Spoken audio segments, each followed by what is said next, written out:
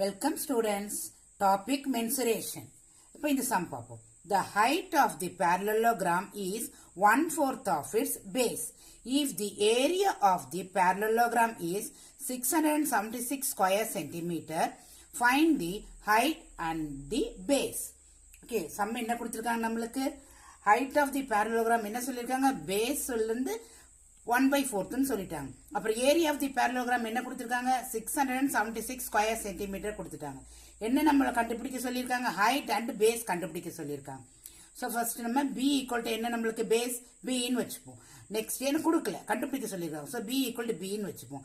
So H equal to என்ன சொல்லியிருக்காங்க? 1/4 of the பேஸ்ன்னு சொல்லியிருக்காங்க. அப்போ நம்மளுக்கு என்ன வரும்? 1/4 இன்டூ பியா. So b/4. தென் என்ன ஃபார்முலா நம்ம யூஸ் பண்ணலாம்? Area of the parallelogram formula use பண்ணலாம். That is b into h square units. இங்க நம்மளுக்கு b க்கும் h க்கும் substitute பண்ணலாம் values. Okay, area of the parallelogram equal to எவ்வளவு நம்மளுக்கு 676 square centimeter சொல்லியிருக்காங்க. இப்போ அந்த இடத்துல நம்ம 676 போட்டுக்கலாமா? ஃபார்முலால substitute பண்ணுங்க.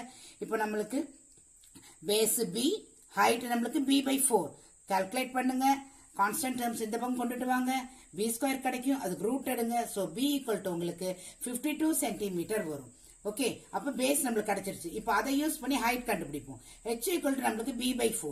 ஸோ இந்த b க்கு நம்ம இந்த வேல்யூ சப்ஸ்டிட் பண்ணுவோம். ஸோ h ஈக்குவல் நம்மளுக்கு என்ன வரும்? 13 சென்டிமீட்டர்.